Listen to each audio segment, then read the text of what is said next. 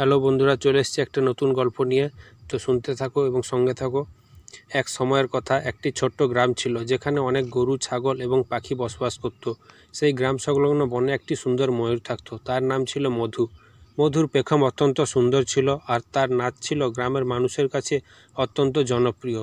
যখনই মধু তার পেখম মেলে নাচ করত, গ্রামের লোকজন তার নাচ দেখত, ভিড় করত এবং তাকে প্রশংসায় ভরিয়ে দিত। ওই একই গ্রামে রাধা নামের একটি গরু ছিল। রাধা ছিল শান্ত স্বভাবের, পরিশ্রমী, গ্রামের মানুষের কাছে খুবই প্রিয়। সে প্রতিদিন মাঠে ঘাস খেত এবং তার দুধ থেকে গ্রামের মানুষদের খাদ্যের যোগান দিত। যদিও গ্রামের মানুষরা তার দুধের জন্য তাকে ভালোবাসত, কিন্তু কেউ কখনো তাকে বিশেষভাবে প্রশংসা করত না। রাধা মনে মনে ভাবত, আমি এত কাজ করি, তবুও আমার কোনো বিশেষত্ব নেই। মধুর মতো যদি আমি সবার চোখে পড়তাম, সবাই আমার প্রশংসা করত। একদিন রাধা মাঠে ঘাস খাচ্ছিল আর মধু তার পেখম মেলে নাচছিল।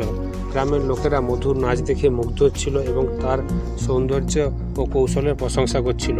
রাধা দূর থেকে সব কিছু দেখছিল এবং মনের মধ্যে এক ধরনের হীনমান্যতা কাজ করছিল। সে ভাবল, মধুর মতো যদি আমারও কোনো বিশেষ গুণ থাকতো, তাহলে মানুষ আমাকে এতটা অবহেলা করতো না।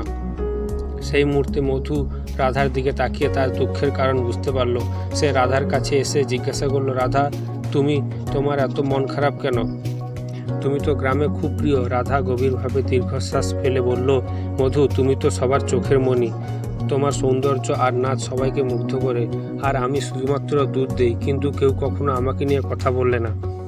আমি নিজেকে খুব সাধারণ মনে করি। মধু একটু হাসলো এবং বলল, রাধা, তুমি যা ভাবছো তা পুরোপুরি ঠিক নয়। আমি হয়তো তোমার নাচ নিয়ে সবার মনোরঞ্জন করি, কিন্তু তা সাময়িক। আমার সৌন্দর্যও একদিন চলে যাবে, কিন্তু তুমি প্রতিদিন গ্রামের মানুষের জীবন ধারণে সাহায্য করো। তোমার দুধ তাদের পুষ্টি দেয়, তাদের সন্তানদের বৃদ্ধি করে। তোমার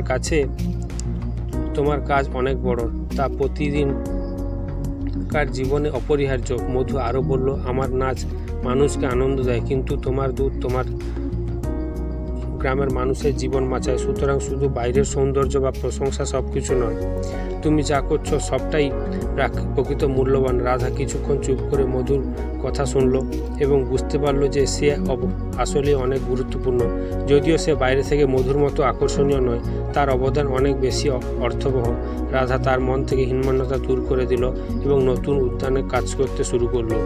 এরপর থেকে রাধার নিজের কাজের প্রতি আরও দায়িত্বশীল হয়ে উঠল এবং সে বুঝতে পারল যে জীবনের সাফল্য শুধুমাত্র বাইরের প্রশংসায় নয়, বরং আমাদের কাজে মনে গুরুত্ব রয়েছে। গ্রামের লোকেরা প্রতিদিন রাধার প্রশংসা করত এবং মধুর নাচ দেখে দিন কাটাতো। রাধার দুধ খেয়ে সুস্থ থাকতো এবং ধীরে ধীরে বুঝতে পারলো যে মধু এবং রাধা দুজনেই সমান পরিশ্রমী এবং দুজনে সমান গুরুত্বপূর্ণ। মধু রাধার কাছে আসতো এবং বলতো, রাধা, তুমি প্রকৃত নায়ক, তোমার কাজের মূল্য অনেক বেশি। এরপর থেকে দুজনেই বুঝতে পারলো প্রত্যেকের জীবনে প্রশংসা রয়েছে।